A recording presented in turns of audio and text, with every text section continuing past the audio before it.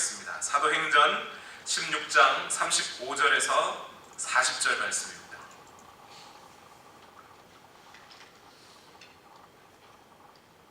사도행전 16장 35절에서 40절 말씀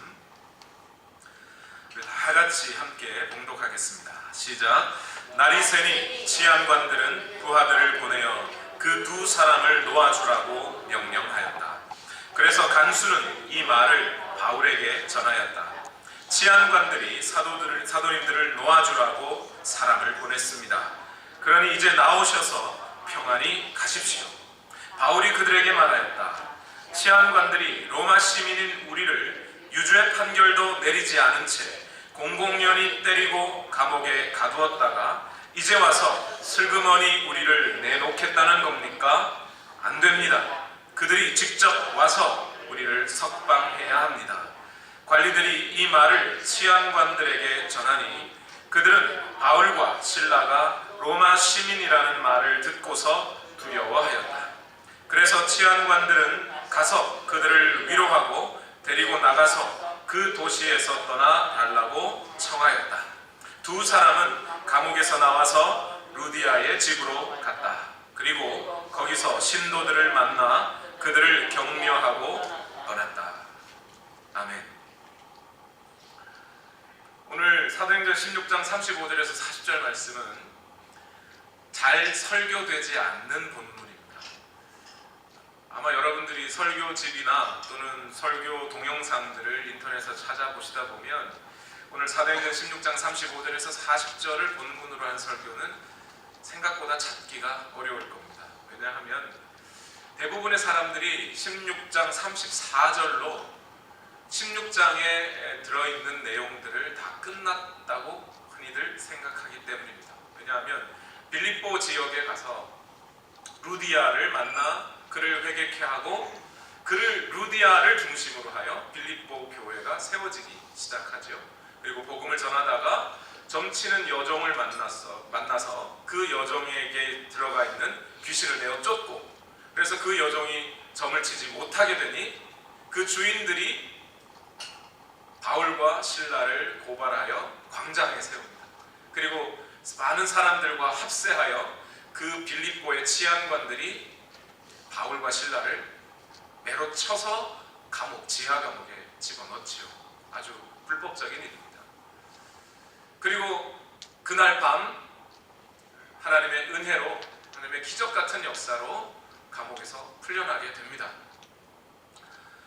결국 바울과 실라는 그 악의 영에 사로잡힌 도시 빌립보를 해방시키는, 그 악의 영들로부터 해방시키는 진정한 자유를 가져오는 역사를 이루어냈습니다.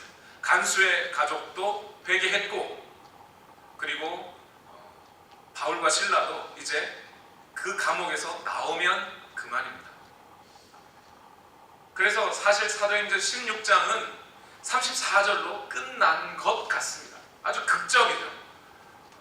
복음을 전하던 사람들이 하나님의 뜻에 따라 빌립보에 가서 갇혔다가 자기 자신들도 해방되고 그 지역의 도시도 악의 영들로부터 해방시키는 위대한 역사를 이루는 것이 34절까지예요.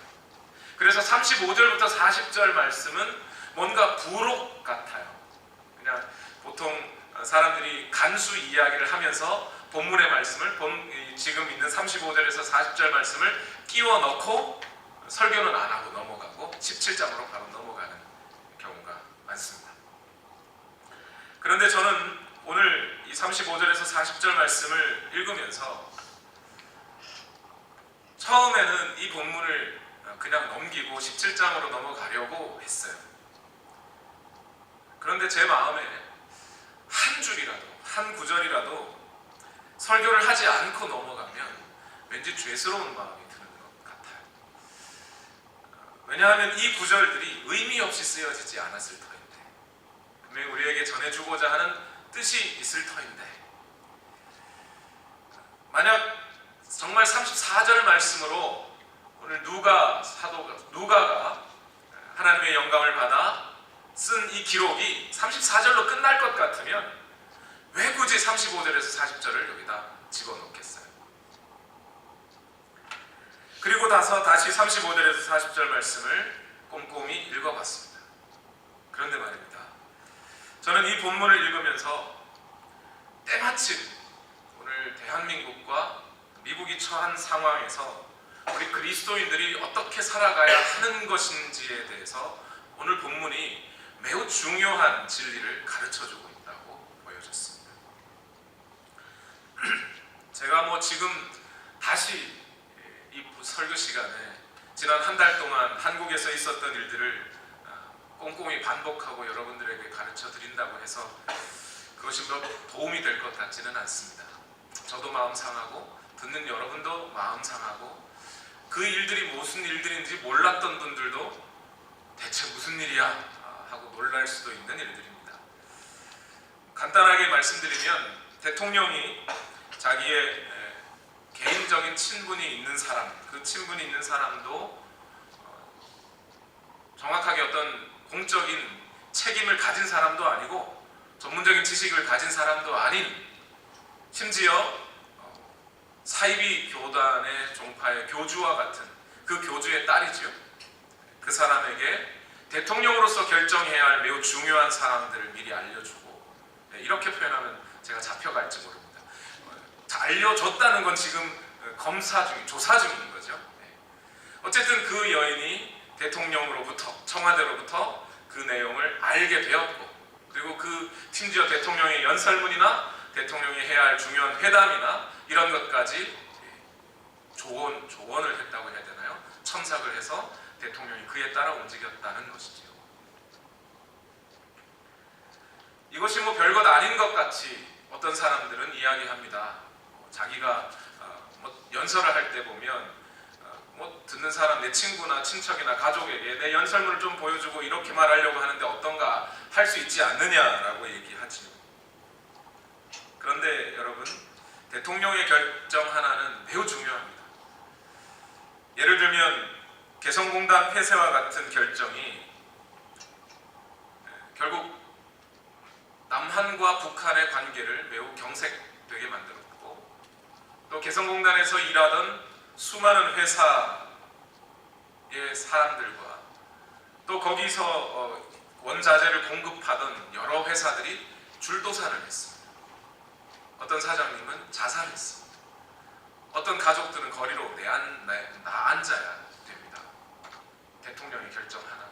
근데 그것을 대통령 또는 그 분야의 전문적인 지식이나 책임을 가진 사람이 아니라 마치 무당과 같은 사람 한 명이, 그것도 자기 개인의 이득을 위해서 착복하고 권세를 누렸다는 것에 대해서, 결정을 했다는 것에 대해서 도저히 견딜 수가 없죠. 제가 드리려고 하는 말씀은 그 일들의 옳고 그름을 떠나서 그런 일들이 현재 벌어지고 있는데 그 일들에 대해 우리 그리스도인들은 어떤 행동을 취해야 하느냐에 관련됩니다. 얼마 전에 이 사건들을 보고 계시던 한국의 한 유명한 목사님이 페이스북에 글을 올리셨어요. 그 목사님이 하신 얘기가, 이런 때일수록 나라가 더 시급하고 국정이 마비되어 가고 나라의 운명이 풍전등화와 같이 되어갈 때일수록 우리 그리스도인들은 더 기도해야 합니다. 더 영성을 기쓰는데 최선을 다해야 합니다 라고 말씀을 하셨어요. 덕분에 그 목사님의 페이스북에는 수백 개의 악성 댓글들이 달렸죠. 기도만 하면 답니까? 그리스도인들이 기도만 하면 대통령이 바뀝니까? 정국이 바뀝니까? 이러면서 여론의 문매를 맞게 됐습니다. 여러분, 어떻게 해야 되나요? 그때 그리스도인들은 거리로 나가서 팻말을 들고 대통령 퇴진을 외쳐야 할까요? 아니면 교회에 다시 더 많이 모여서 기도해야 할까요?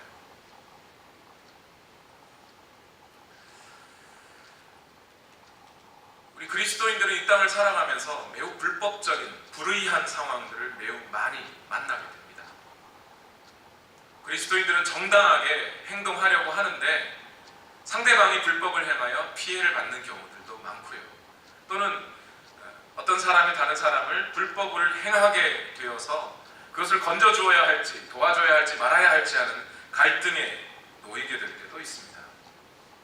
어떻게 대처해야 할까요? 불의를 만나 불법을 눈앞에 둔 그리스도인들은 어떤 대처를 해야 할까요? 오늘 본문 사도행전 16장 35절에서 37절까지의 말씀을 일단 다 같이 한번 읽어보겠습니다. 시작. 날이 새니 치안관들은 부하들을 보내어 그 두 사람을 놓아주라고 명령하였다. 그래서 간수는 이 말을 바울에게 전하였다. 치안관들이 사도님들을 놓아주라고 사람을 보냈습니다. 그러니 이제 나오셔서 평안히 가십시오. 바울이 그들에게 말하였다.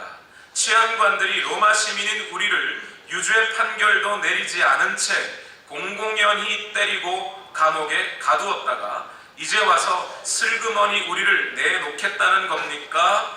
안 됩니다. 그들이 직접 와서 우리를 석방해야 합니다. 바울은 지금 매우 억울하게 매맞고 감옥에 갇혔어요. 보통 매를 맞은 게 아니었죠. 자기 평생에 기억될 매를 맞았어요. 고린도 교회를 향하여 내가 얼마나 그리스도를 위하여 매를 맞은지 아니야 하면서 내가 뭐 40에 하나가만 유대인의 매를 맞아봤고 채찍으로도 맞아봤고 뭐 이런 이야기들 많이 했어요. 그 고난들 중에 대표적인 고난이 이 빌립보에서 당한 고난이에요. 그리고 감옥에 들어갈 때는 비록 바울이 로마 시민임에도 불구하고 정당하게 재판을 받고 들어간 것이 아니에요. 치안관들이 매우 강제적으로 그 질서를 유지해야만 자기들의 입장이 서니까 바울과 실라를 그냥 감옥에 쳐넣어버렸어요. 재판을 받지도 못했어요. 약식 재판도 없었어요. 변명도 들어보지 않았습니다. 그냥 감옥에 쳐넣었어요.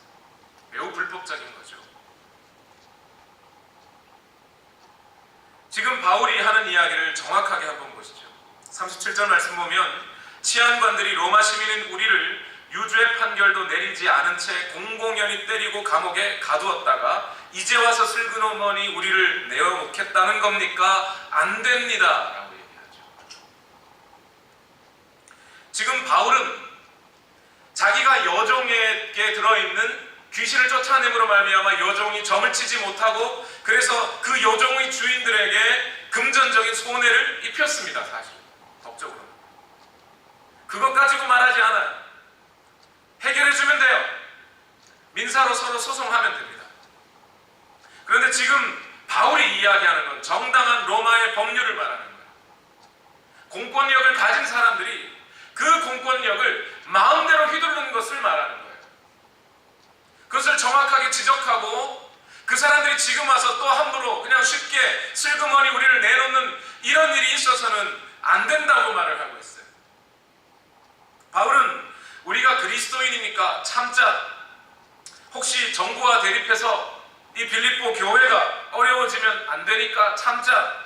하나님 앞에 죄 안 지은 사람이 어디 있어? 나도 죄인이니 당신을 용서합니다. 공무원들도 불쌍한 사람들이야. 그러니 그들을 용서해주자 라고 말하지 않습니다. 잘못은 잘못이다라고 얘기를 하는 거예요. 무엇이 옳고 그른가 하는 것은 사람이 기본적인 지식만 가졌다면 알 수 있어요. 비록 정신적으로 지능적으로 약간의 장애가 있는 분들이라 하더라도요. 남의 물건 훔치면 나쁜 거라는 거 압니다. 다른 사람에게 경제적으로 신체적으로 손해를 입히는 것 옳지 않다는 거 압니다. 힘을 가진 자가 약자를 도와주어야 하지 도리어 그 약자를 괴롭히면 안 된다는 것쯤은 압니다. 힘을 가져내기 위해서 정당한 절차와 수단을 통해 힘을 얻어야지 폭력이나 속임수로 권력을 힘을 취하려고 해서는 안 된다는 것쯤은 6세 정도의 지식만 갖고 있어도 압니다. 슈퍼맨 영화 보고 이해할 수 있는 수준이면 그 정도는 알 수 있어요. 아, 힘을 가진 사람은 약한 사람을 도와줘야 되는 거구나. 저 악당들을 물리쳐줘야 되는 거구나. 그것 정도는 알아요. 얼마 전 7번 방의 선물이라는 영화가 한국에서 개봉됐는데요. 한국의 영화들 중에 1,000만 명 관객을 돌파한 영화가 몇 개 안 됩니다. 영화들이 많이 상영된 것 같아도 몇 개 안 돼요. 제가 알기로는 10개가 채 안 된다고 알고 있어요. 지금은 어떻게 될지 모르겠지만. 이 내용이 7번 방의 선물이라고 하는 이 내용이 어떤 내용이냐면, 어떤 사건의 충격으로 지적 장애를 가진 아버지, 이름이 이용구 씨입니다. 아버지가 딸인 예승이에게 세일러문 가방을 선물해 주려고 매일같이 가방 가게 앞을 들릅니다. 이 아버지는 정신이 6세 정도의 지능밖에 갖고 있지 않은 아버지예요. 딸과 둘만 살고 있어요. 그런데 그 문구점에 마지막으로 남아있는 그 가방이 사러 막 갔더니 자기보다 먼저 사간 사람이 있어요. 그 사람이 누구냐면 그 동네 동네가 아니죠. 나라의 경찰청장의 딸이었습니다. 나이가 예승이하고 비슷해요. 그래서 그 가방을 예승이에게 사주고 싶었던 이 이용구 씨는 세일러문 가방을 메고 있던 그 경찰청장의 딸에게 찝적대다가 경찰청장한테 불려가서 맞습니다. 심하게 두들겨 맞습니다. 그리고 그 다음날 이 이용구 씨가 대형마트의 주차 요원으로 근무하면서 받은 월급을 계산하고 있던 도중에 그 가방을 사갔던 경찰청장의 딸을 만나게 되고요.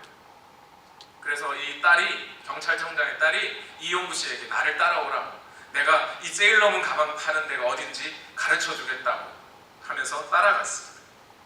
그렇게 가던 중에 전통시장 골목길 뒤에 뛰어가던 아이가 빙판에 미끄러져서 머리를 다쳐 넘어지면서 죽고 맙니다. 벽돌이 떨어져서 벽돌에 머리를 맞은 거죠. 그리고 이 아이를 따라갔던 이용구 씨는 결국 성추행범의 살인범으로 누명을 써서 결국 사형 선고를 받고 성남교도소에 들어갑니다. 거기가 7번 방이에요. 그 7번 방에 우연히 이제 이용구 씨의 딸인 예승이가 들어오게 되죠. 그러면서 그 속에서 있었던 일들의 이야기가 7번 방의 선물 이야기. 그 뒷이야기는 스포일 될까봐 말하지 않겠습니다. 나중에 가서 보십시오. 제가 말씀드리려고 하는 이야기는 뭐냐면, 적어도 6세 아이의 지능만 갖고 있어도 아버지가 딸을 지켜야 한다는 걸 알아요. 자기 딸에게 선물해주기 위해서 남의 딸아이의 아버지를 두들겨 패면 안 된다는 거, 억울한 사람이 생기면 안 된다는 거 알아요. 사람이란 옳고 그른 것이 무엇인지는 꼭 학교 가야 배우는 게 아니에요. 태어나면서부터 알 수 있어요. 왜 그럴까요? 사람은 정의로우신 진리이신 하나님으로부터 지음받았기 때문에. 그런데 사람이 죄를 짓고 그 생각과 마음이 타락하다 보니 그 정의로움이 가려져요. 어떤 사람들은 좀 더 정의롭기도 하고 어떤 사람들은 좀 덜 정의롭기도 하게 되었습니다. 그러나 이제 그리스도인들은 그 우리를 지으신 하나님에 의하여 죄에서 해방되었고, 그 생각과 마음 속에 부드러운 마음을 주시는 성령께서 와 계시고, 무엇이 옳고 그른 것인지를 바르게 가르쳐 주시는 우리 주님의 말씀이 우리에게 항상 있어서 그 말씀을 따라 살아가는 사람들이 그리스도인들입니다. 그렇다면 너무나 당연하게 그리스도인들은 비그리스도인들보다 옳고 그른 것이 무엇인지 더 잘 알아야 하죠. 더 잘 알아야 할 뿐만 아니라 더 잘 실천해야 하기도 합니다. 그래서 바울은 그리스도인들은 이 세상이 끝나는 날, 예수 그리스도께서 그 왕권을 가지시고 이 땅에 다시 오시는 그날에 우리 그리스도인들이 예수 그리스도와 함께 이 땅을 통치하고 심판할 자들이라고 얘기했어요. 그런 의미 때문에 그리스도인들이 갖게 되는 그런 특권과 그런 지위 때문에 바울은 고린도 교회의 성도들에게 그리스도인들 사이에 무슨 분쟁이 있거나 갈등이 있다고 세상 법정으로 끌고 가지 말라고 해요. 너희가 예수 그리스도로부터 그 말씀에 진리이신 하나님의 말씀을 배우는 자들인데 어찌 진리의 말씀을 배우지 않은 저 사람들에게 가서 가압을 옳고 그름을 판단해달라고 하느냐? 너희는 자존심도 없느냐? 라고 얘기를 하는 거예요. 그렇다면 우리는 이제 어떻게 할까요? 그리스도인으로서 이런 특권과 지위를 이미 우리에게 주어져 있는데 우리는 하나님의 말씀을 배우고 있는데 육세 아이라면 알 수 있는 그런 옳고 그름의 문제를 그리스도인들은 당연히 알고 있는데 배우고 있고 장차 이 세상을 심판하고 다스릴 권세가 주어진 사람들이 그리스도인들인데 이 그리스도인들은 우리 눈앞에 벌어지는 불법에 대해서 어떻게 해야 될까요? 저는 분명히 여러분께 부탁드립니다. 여러분 주변에 어떤 불법이 벌어지거든 그것은 불법이라고 옳지 않은 일이라고 오늘 바울처럼 당당하게 말하시는 여러분이 되시길 바랍니다. 실제로 7번 방의 선물이라고 하는 이 영화는요 1972년 9월 27일 날 춘천시 우두동에서 있었던 사건을 배경으로 했습니다. 여기 역전파출소장 춘천경찰서 역전파출소장의 초등학교 2학년 딸이 강간 살해당했습니다. 거기에 범인으로 정원섭이라고 하는 분이 신고가 되어서 검거가 됐고요. 고문을 통해서 허위 자백을 받아낸 다음 결국 그 사람을 살인범으로 몰아 감옥에 쳐넣었습니다. 실제로 우리 주변에 이런 불법적인 일들이 이루어지고 있다는 거예요. 그 일들에 대하여 그리스도인들은 뭐라고 해야 됩니까? 잘못되었다고 말할 수 있어야죠. 오늘날 교회가 오늘날 한국의 교회들이 왜 그렇게 욕을 먹고 있나 봤더니 이번 사건들을 통해서 너무 잘 알게 됐습니다. 교회가 당신 잘못했어 라고 말해주어야 할 정치인들을 향하여 그들에게 당신들이 지금 하는 것은 잘못된 것이라고 말을 해줄 수 있어야 하는데 도리어 그 사람들의 아첨하고 그 사람들이 갖고 있는 권력에 조금 빨대 꽂아서 조금 먹다 보면 우리 교회 커지지 않을까? 우리 교회가 좀 더 사람들 많은 아파트 단지 안으로 이사갈 수 있지 않을까? 거기에만 혈안되어 있다 보니까 그 사람들에게 옳고 그름을 분별해주지 못하고 자기 이득만 챙기든 거듭나지 못한 사람들의 마음을 그대로 갖고 있었기 때문에 과거 20년 전, 30년 전에 국민의 4분의 1이 그리스도인이라 하던 때에서 지금은 6분의 1 정도로 떨어진 것이 어쩌면 매우 당연한 일인 거죠. 아니 어쩌면 잘된 일인지도 모르겠습니다. 오늘 교회의 현주소를 바로 알게 됐기 때문이죠. 오늘 한국에서 벌어지는 일들을 통해서 오늘 우리는 마치 다윗 왕에게 찾아가 나단 선지자가 비유로 했던 이야기를 오늘 들을 줄 알아요. 다윗이 우리야를 죽이고 그 안에 밧세바를 겁탈한 것에 대하여 나단 선지자가 찾아갔죠. 찾아가서 뭐라고 합니까? 그냥 대놓고 얘기하면 다윗이 들을 것 같지가 않아요. 그래서 뭐라고 하죠? 한 동네에 두 사람이 있었습니다. 한 사람은 100마리 양을 갖고 있었고 한 사람은 1마리 양을 갖고 있었습니다. 100마리 양을 가진 사람의 집에 손님이 왔습니다. 자기 양 잡아서 손님에게 대접하려니 너무 아까워서 1마리의 양을 갖고 있는 사람에게 찾아가 그 1마리 양을 탈취하여 그것으로 손님의 배를 채워드렸습니다. 왕이시여 이 사람에 대해서 당신은 뭐라고 하시겠습니까? 그놈이 누구냐? 당장 잡아오너라. 나단이 뭐라 그러죠? 그놈이 당신이냐. 나단 선지자는 무슨 그리스도인은 어떻게 살아야 하는지 비그리스도인은 어떻게 살아야 하는지 그런 얘기를 하지 않았어요. 그냥 일반적인 원리, 사람이라면 누구나 아는 강자가 약자를 탈취해서는 안 된다는, 적자 생존의 법칙이 지배해서는 안 된다는 것을 있는 그대로 보여줬을 뿐이에요. 하나님의 법칙이죠. 오늘날의 교회들이 그렇게 살아서는 안 된다는 거예요. 저 권력자들에게 빨대 꽂아서 피 빨아먹는 그런 짓 하면 안 된다는 거예요. 그들의 엉덩이나 핥아주는 그런 일 하면 안 된다는 거예요.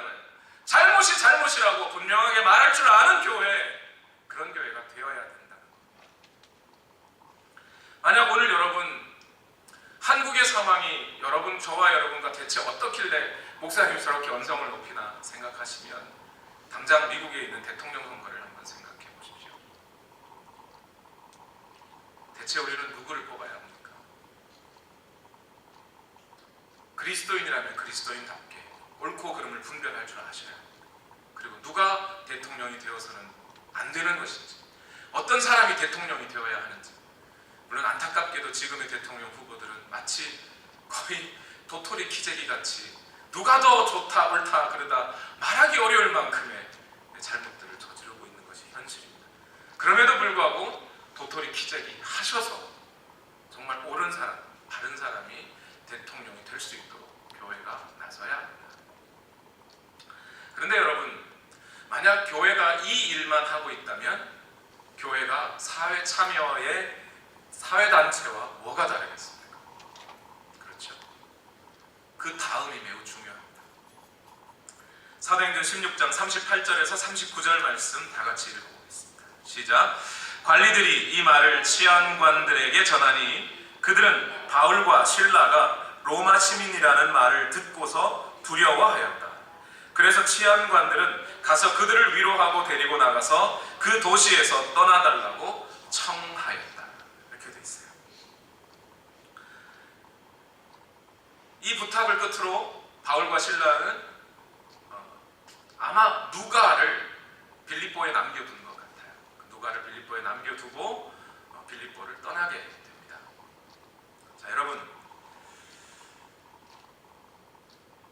관리들이 바울과 실라가 로마 시민이라는 것을 알고 그 내용을 치안관들에게 알렸어요. 바울과 실라를 두들겨 팬 건 치안관들이에요.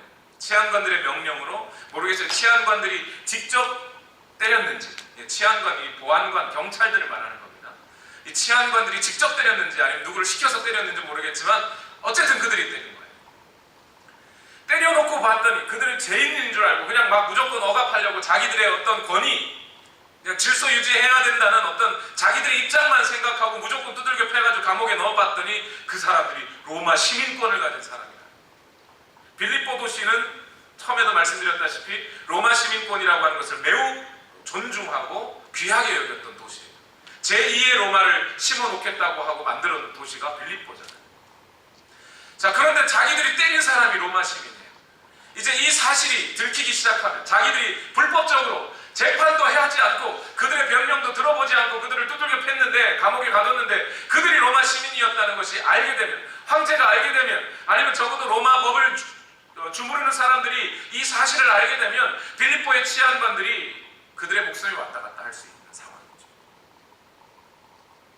그래서 이 치안관들은 어떻게 했다고요? 이 말을 듣고 매우 두려워하였다 그랬어요. 여기 두려워하였다라는 말이 에포베세산이라는 단어예요. 아이고 어려워. 포베오라는 두려워하다라는 말에 부정과거 수동태형인데요. 그런 걸 다 아실 필요는 없고, 그 뜻은 뭐냐면 매우 두려워했다는 겁니다. 감당할 수 없을 정도로 두려워했다는 거예요. 누구처럼요? 감옥의 간수처럼.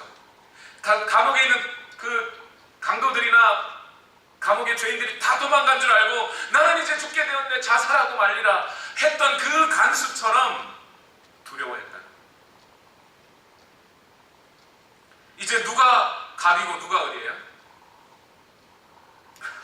이 사실이 알려진 상황에서 그 전까지는 바울과 실라가 을이었어요. 부당하게 억울하게 당했어요. 근데 이제 로마 시민권을 가졌다는 걸 안 후부터 이제 치안관들이 을이 되고 바울과 실라가 갑이 된 상황. 이제 바울과 실라가 어떻게 하느냐에 따라 치안관들의 목숨이 왔다 갔다 하는 거죠. 로마법에 의하면 로마 시민은 로마의 속국인 도시에서 강제적으로 자기 의사에 반하여 추방당할 수 없습니다. 내가 있고 싶다 그러면 있는 거예요. 로마 시민권이 갖고 있는 힘이 매우 센 겁니다. 그런데 지금 치안관들이 바울과 실라를 찾아와서 어떻게 하자는 거예요? 제발 나가주십시오. 나가주십시오. 안 가도 돼요, 바울과 실라는. 근데 바울과 신라는 어떻게 하나요? 내가 정당한 권리를 누려야지.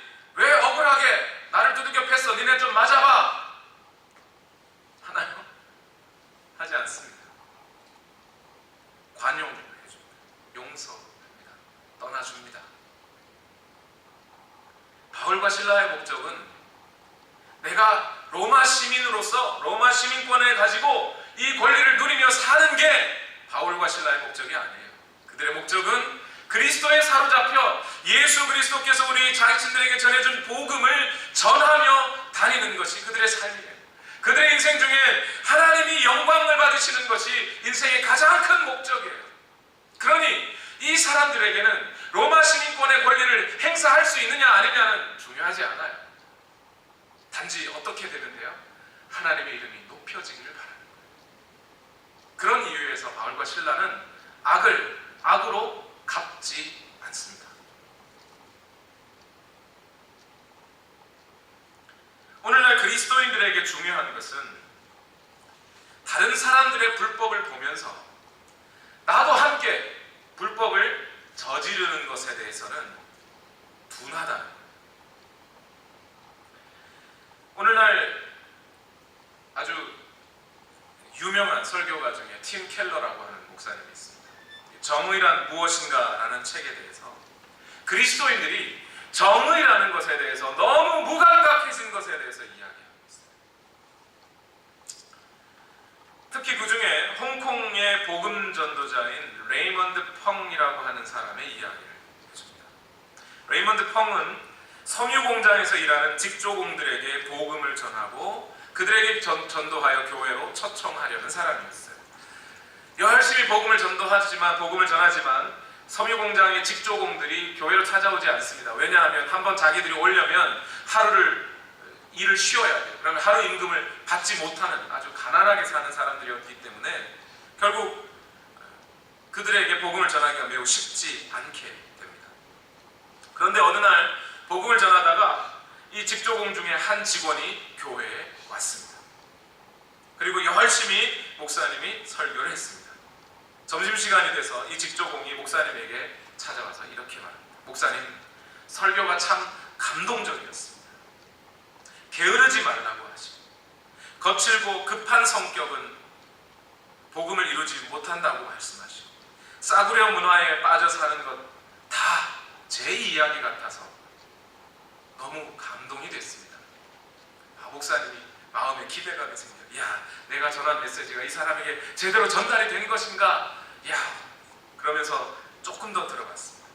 직조공이 이런 얘기합니다. 그런데 목사님은 저희와 같은 사람들의 죄에 대해서는 이야기하시면서 우리 사장님이 저지르는 죄에 대해서는 말하지 않으시더군요. 우리 사장님은요, 미성년자들을 시켜서 일을 시켜서 돈을 법니다. 상표를 가짜 붙여서 부당이득을 취합니다. 직원들에게는 야근을 강요합니다. 직원 월급은 제대로 주지도 않습니다. 이런 죄에 대해서 목사님은 아무 언급도 하지 않으시더군요. 오늘날 그리스도인들이요, 정의로워야 한다고, 착해야 한다고 생각하면서 술, 담배만 안 하면 되는 줄 알아요. 특히 한국의 그리스도인들은 술, 담배 안 하면 그리스도인 된 거라고 생각해요. 특히 한국 국회의원들의 상황은 어떤지 아세요? 일반 국민들 중에서 그리스도인들의 수는 4분의 1에서 5분의 1로 줄고요. 5분의 1에서 6분의 1로 줄고요. 지금은 어쩌면 10분의 1이 될까 말까 할 수도 있는 상황이에요. 그런데 국회의원들 중에 신우회, 그리스도인들이라고 자처하는 사람들의 수는요, 3분의 1이 넘습니다. 왜 그런 거죠? 대부분은 표 얻기 위해서 큰 종파라고 하는 기독교에 빌붙어야 하기 때문이겠죠. 그건 외에도 수없이 많은 기득권을 가진 사람들이 자기들의 죄는 별것 아니라고 생각하고, 그러면서 마치 그리스도인이 된 것이 무슨 자기들의 자랑거리나 되느냐, 자기들의 교양거리나 됐냐, 자기들의 잘못은 전혀 생각하지 않는 사람들이 국회의원이 되어 있다는 겁니다.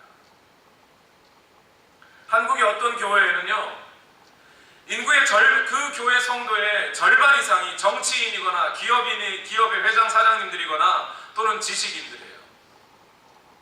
또 한국의 어떤 교회는요, 그 교회 성도의 80% 이상이 박사예요. 그러면 그 교회들은 가난한 교회, 배운 사람이 없는 교회보다 더 정의롭습니까? 그렇지 못해요. 목사가 목사를 두들겨 패는 일이 거기서 그런 교회들에서 나왔어요. 목사가 성도가 목사를 쫓아내는 일이 그 교회에서 나왔어요. 오늘 그리스도인들은 이 세상의 불법에 대해서 잘못이라고 말해야 합니다. 그런데 그 이전에 반드시 가져야 하는 것은 뭐냐면, 오늘 내가 불법하지는 않는지, 오늘 내가 하나님의 정의를 잘못 드러내고 있지는 않은지 반드시 생각해야 한다. 바울과 실라는 그 하나님의 영광이 높여지는 일들을 위해 비록 자기가 억울하게 매맞고 억울하게 갇혔지만 그들이 잘못을 시인하고 회개하고 돌아올 때, 물론 그 회개가 진정한 회개가 아니었더라도 적어도 문제가 되지 않는다면 그들 다 용서해 줄 마음이 있는 거예요. 악을 악으로 갚지 않는 거예요. 욥이라는 사람을 우리는 존경합니다. 욥은 어떤 사람이었어요? 그 정의로움이 그 땅의 그 누구보다 높은 사람이었다고 성경은 말해줘요. 심지어 욥에 대해서 뭐라고 설명하냐면 정의를 옷 입은 자라고 얘기해요. 잘못하지 않는다는 겁니다. 요즘 시편을 함께 묵상하고 있죠. 생명의 삶에서. 오늘 아침 본문이 뭐였죠? 나의 의로우신 하나님으로 시작하는 시편 4편이었어요. 다윗이 하나님에 대하여 나의 의로우신 하나님, 내 정의로우신 하나님, 나의 기도에 응답하소서, 이 말 어떻게 할 수 있는 거예요? 적어도 자기 생각 중에는 더 이상 사람들에게 거리낄 만한 죄가 없을 때 부를 수 있어요. 그 하나님. 그렇지 않겠어요? 내 속에 죄가 들끓고 있는데, 사람들이 보기에도 죄가 넘쳐나는데 어떻게 내 정의로운 하나님이라고 말해요? 그렇게 말하는 순간 하나님의 영광이 가려지겠죠. 물론 밧세바를 범했습니다. 우리아를 죽였습니다. 그러나 그는 하나님 앞에 끝까지 매달려서 죄를 해결받았어요. 그리고 다시는 그 죄에 빠지지 않아요. 오늘 우리 그리스도인들이 과연 나 자신이 정의로운지, 나 자신이 하나님의 정의를 실천하고 있는지를 반드시 생각을 해야 됩니다. 그렇지 않으면 교회가 사회참여제도와 뭐하다는 거예요. 마지막으로 오늘 그리스도인들이 이 불법에 불의한 세상을 닥쳐나가면서 어떤 태도로 살아야 하냐면요, 먼저는 불법은 불법이라고 말할 수 있어요. 두 번째는 그 불법을 행한 사람들을 용서할 수 있어야 하고요. 세 번째는요, 불법적인 일, 불의한 일을 당한 사람들을 위로할 줄 알아야 합니다. 사도행전 16장 40절 말씀을 다 같이 읽어보시죠. 40절 말씀입니다. 다 같이 읽겠습니다. 시작. 두 사람은 감옥에서 나와서 루디아의 집으로 갔다. 그리고 거기서 신도들을 만나 그들을 격려하고 떠났다.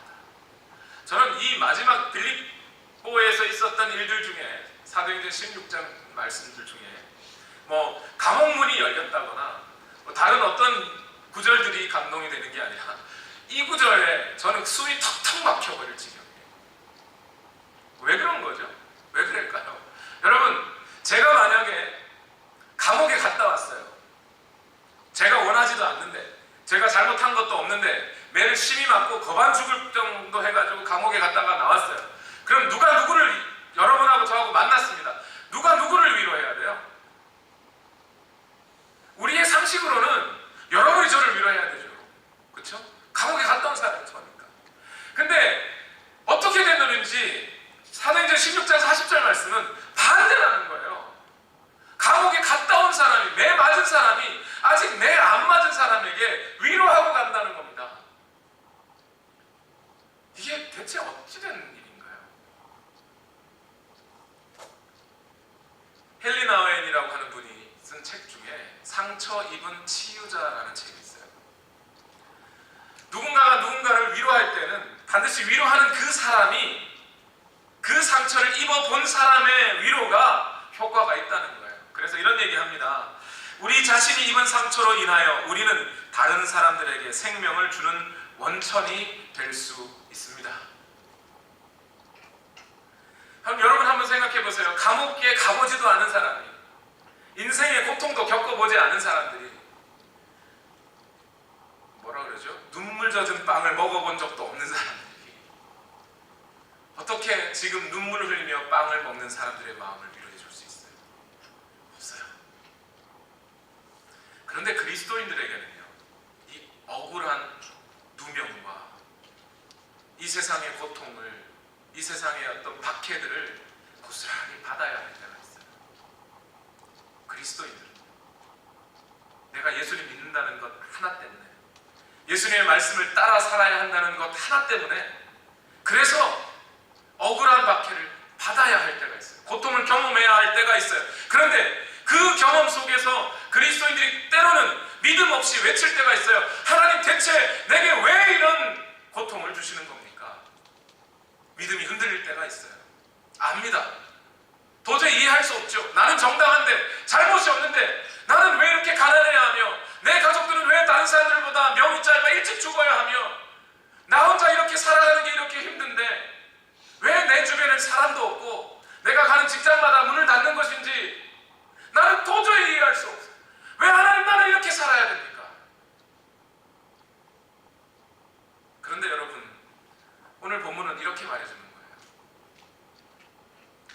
네가 그렇게 억울한 고통을 당해야 네가 해주는 위로가 다른 사람들에게 진정한 위로가 될 수 있기 때문이라는 거예요.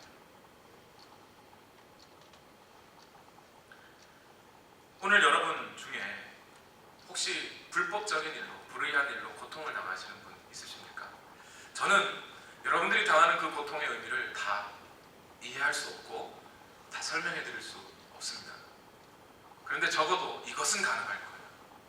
여러분들이 당한 그 고통과 비슷한 고통을 당하고 있는 다른 사람들에게 여러분들이 여러분 자신들의 고통을 털어놓는 것만으로도 엄청난 위로가 될 것이라는 점입니다. 우리가 어떻게 하든지, 우리가 이 세상에 있는 존재하는 그 어떤 불법적이고 불의한 일들에 대해서 우리가 다 이해할 수는 없어요.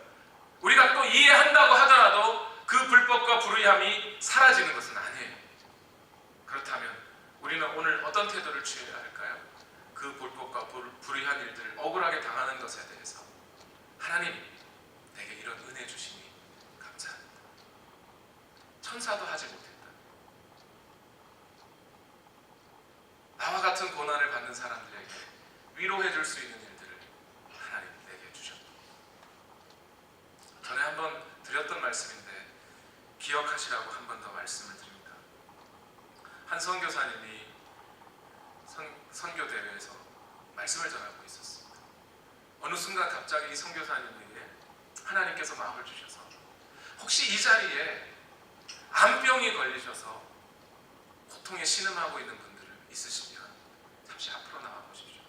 하나님께서 지금 그 병을 낫게 하시려는 것 같습니다. 한 중년 남성이 걸어 나왔어요. 가족들의 부축을 받았어요. 그리고 모든 모인 사람들이 다 열심히 뜨겁게 기도했습니다. 감사하게도 그 다음 날 갔더니 병원에 찾아갔는데 암덩어리가 다 사라졌대요. 그래서 찬송하며 하나님 앞에 나왔습니다. 근데 그 이야기를 듣고 있던 그 순간에 그 사람 옆에 앉아있던 한 학생이 얼굴이 굳어지기 시작해요. 어두워져요. 집회가 끝나고 그 학생을 만나 면담을 해봤더니 그 학생의 아버지도 똑같이 어제 봤던 그 아저씨처럼 간암인가요? 간암에 걸려서 돌아가셨다는 거예요. 자기 가족도 함께 그렇게 뜨겁게 기도했는데 어떻게 저 아저씨는 낫게 해주시고 내 아버지는 죽게 하시냐? 왜 내게 이런 고통을 하나님 허락하셨냐? 거기에 대해서 선교사님이 해줄 말이 없는 거예요. 왜 그런지 자기도 이해를 못하겠어요. 그것을 어떻게 해줄 수 있어요? 다 어떻게 말해줄 수 있나요? 그런데 감사하게도 그 학생의 마음에 하나님께서 은혜를 허락해 주셨어요. 그 학생의 마음속에 인도 땅을 향해서 선교하러 가라는 마음이 들기 시작하는 거죠. 왜 그런 마음이 들었냐 하니까 육신의 아버지는 없지만 하나님 아버지가 계십니다. 그런데 저 인도 땅에는 아버지 없는 사람들이 수두룩합니다. 그들에게 가서 아버지 없는 고통을 함께 나누고 그들의 마음을 위로할 수 있는 사람은 아버지를 잃어본 나 같은 사람이 가야 되지 않겠느냐는 거예요. 그 마음이 얻어지니 그 속에 어두웠던 그 그늘들이 다 해결되기 시작합니다. 여러분, 오늘 여러분들 중에 불의한 일로 고통당하고 부당한 일로 마음 아프신 분들이 있으신지요? 여러분들이 그 고통의 문제를 이해할 수는 없지만 단 한 가지 우리가 이 본문을 통해서 알 수 있는 것은 오늘 우리의 고통을, 우리가 당하는 이 고통은 결국 간증이 되어 다른 사람들을 위로할 수 있다는 겁니다. 말씀을 맺겠습니다. 오늘 본문의 말씀과 함께 16장 전체의 말씀의 결론으로 말씀드립니다. 자주장사였던 루디아를 중심으로 정치는 요종이었던 사람, 귀신에 매여 있었던 사람, 그리고 감옥문 지키던 간수, 이런 사람들이 중심이 되어서 빌립보 교회를 세웠습니다. 바울은 이 빌립보 교회는 과연 잘 세워졌을까요? 빌립보서 1장 3절에서 11절 말씀 다 같이 한번 읽어봅시다. 바울이 빌립보 교회에 보낸 편지의 내용입니다. 시작. 나는 여러분을 생각할 때마다 나의 하나님께 감사를 드립니다. 내가 기도할 때마다 여러분 모두를 위하여 늘 기쁜 마음으로 간구합니다. 여러분이 첫날부터 지금까지 복음을 전하는 일에 동참하고 있기 때문입니다. 선한 일을 여러분 가운데서 시작하신 분께서 그리스도 예수의 날까지 그 일을 완성하시리라고 나는 확신합니다. 내가 여러분 모두를 이렇게 생각하는 것은 나로서는 당연한 일입니다. 내가 여러분을 내 마음에 간직하고 있기 때문입니다. 여러분 모두는 내가 갇혀 있을 때나 복음을 변호하고 입증할 때에 내가 받은 은혜에 동참한 사람들입니다.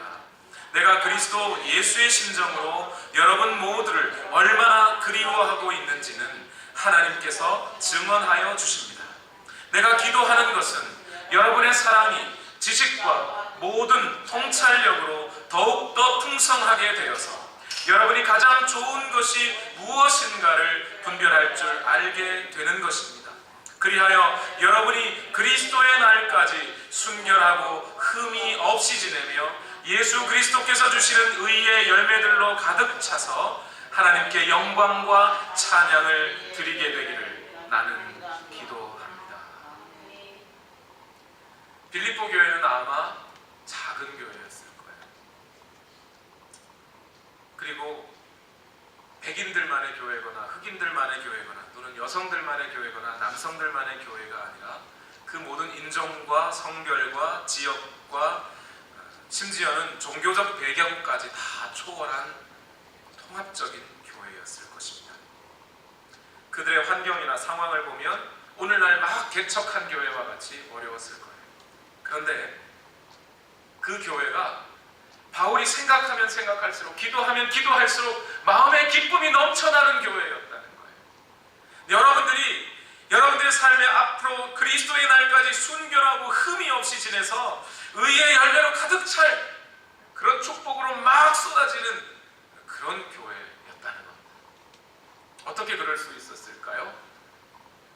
저는 여기에서 목회자가 중요하다는 것을 배웁니다. 바울이 말로만 복음을 전하지 아니하고 실제로 감옥에 갇히고 매 맞으면서도 끝까지 복음을 붙잡고 그리스도인으로서 고통의 상황에서 그 고통을 어떻게 이겨내고 견뎌냈는지를 몸소 보여줬어요. 빌립보 교회 성도들은 그걸 직접 두 눈으로 목도했어요. 그런 교인들은 죽을 때까지 변하지 않는 것입니다. 타이타닉호가 영국에서 뉴욕까지 가는 중에 빙산에 충돌해서 가라앉았죠. 그 배에 타고 있었던 사람이 2,200명이었답니다. 그 중에 살아난 사람은 705명. 그 큰 배가 단 2시간 반 만에 가라앉았습니다. 이유가 뭔지 아세요? 빙산에 어쩌다 부딪힌지 아세요? 전문가들이 기록과 역사적인 기록과 통신 기록을 살펴봤더니 그 배에 탔던 무선 교환수, 그러니까 배에서 무슨 신호가 있으면 전화로 이 통으로 연결해주는, 소리 질러주는 교환수가 그 시간에 헤드폰을 벗고 잠들어 있었다. 그 교환수의 부주의함이 1625명의 목숨을 앗아갔어요. 그 배 근처에 약 20km 밖에 미국 배 캘리포니아호가 있었는데 구조 신호를 전혀 듣지 못했다. 무선수가 잠들어 있었어요.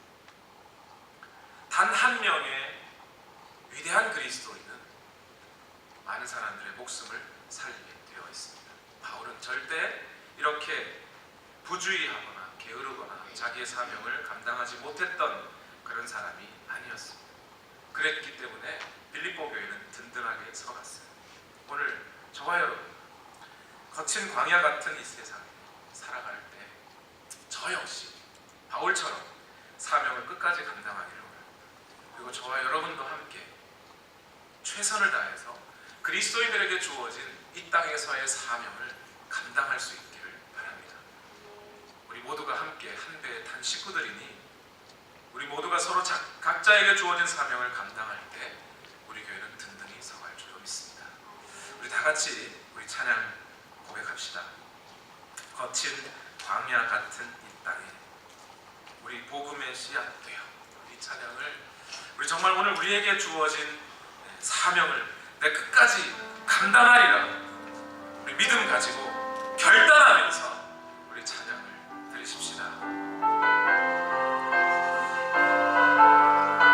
거친 광야 같은 이 땅에, 거친 광야 같은 이 땅에 우리 겸손히 무릎 꿇고, 우리 겸손히 무릎 꿇고 하늘의 하나님께, 하늘의 하나님께 기도하네.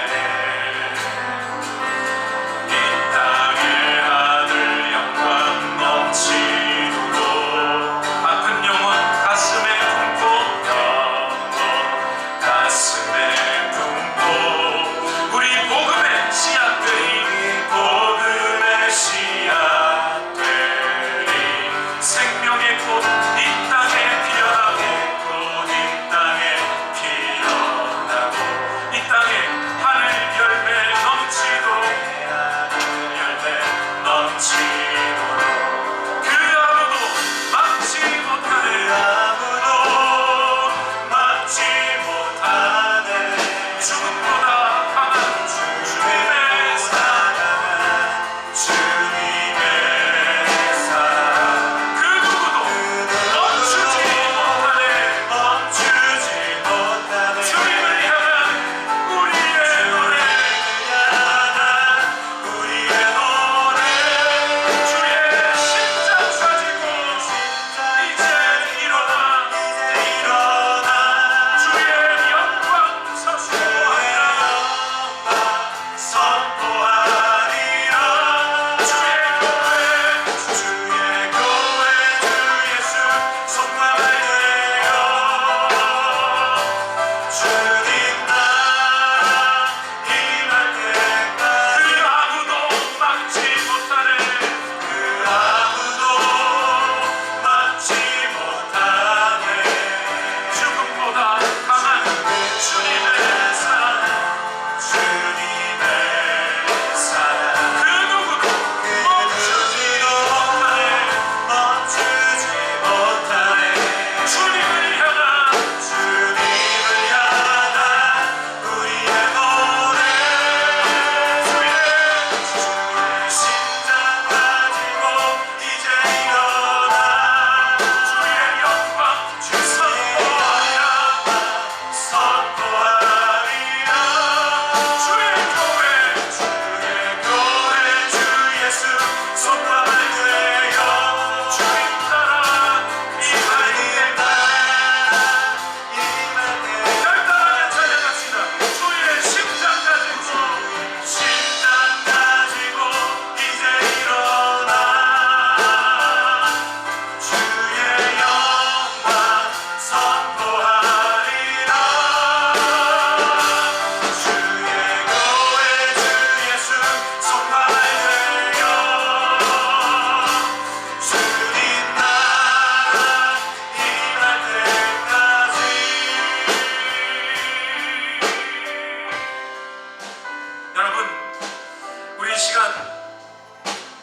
다시 한번 대한민국과 미국을 위해서 기도해 주시기를 부탁드립니다. 예, 저도 한국에 있었으면 거리로 나갔을지 모르겠습니다. 그런데 사도 바울은 저 치안관들에게 잘못은 잘못이라고 말하기 전 그는 이미 기도했던 사람, 기도로 충만했던 사람입니다. 복음이 그 마음에 가득 차 있었던 사람입니다. 오늘 이 시간 우리가 기도 없이 거리로 나간다고 또 그것이 능사는 아닙니다. 우리에게도 또한 기도가 필요함을 믿습니다. 기도 외에 이런 유가 나갈 수 없다고 말씀하신 예수님의 말씀을 기억하십시오. 이 땅에 영적인 전쟁들을 위하여 기도하지 않을 수 없습니다. 이 땅에 영적인 전쟁들을 싸울 때에 기도 외에 다른 수단은 없습니다. 여러분, 이 시간 대한민국과 미국을 위하여 기도해 주십시오. 개인의 정치적인 성향과 어떤 뜻과는 전혀 관계없이 공전등화와 같은 이 나라와 민족을 위해 주여 역사하여 주시고 이들이 도덕성을 회복하게 하시고 윤리의식을 회복하게 하시고 각자의 삶에서 자신의 책임들을 다 완수하는 그런 사람들로 채워지게 하시고 사람을 귀중히 여길 줄 아는 사람들이 정치하게 하여 주옵소서라고 우리 시간 다